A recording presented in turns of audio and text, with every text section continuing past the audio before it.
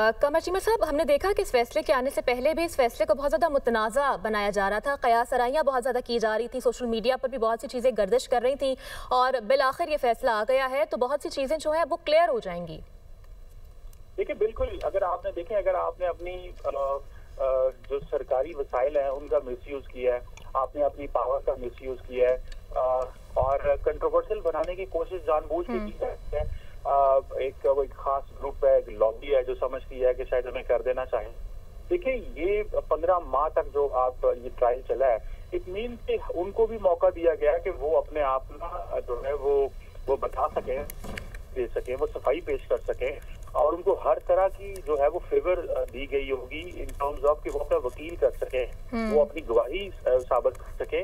लेकिन मैं समझता हूँ कि ये यहाँ पे कोई डाइवर्जन नहीं हो सकती, कुछ नहीं हो सकता। एक ही चीज है पाकिस्तान की फौज के अंदर है जो इसका अकाउंटेबिलिटी मैकेनिज्म है, जो इसको एक डिसिप्लिन फोर्स रखता है। आज दुनिया में हमारी फौज जो है वो डिसिप्लिन फौज जानी जाती है। आप देखें, अमेरिकी फौज आई अफगानिस्तान में, वो आपस में एक दूसरे से लड़ते रहते थे, कोई सुसाइड कर लेता था, कोई कुछ कर लेता था, लेकिन पाकिस्तान की अफवाज हमेशा डिसिप्लिन की वजह से जानी जाती हैं, अपनी इंटरनल अकाउंटेबिलिटी की वजह से जानी जाती हैं।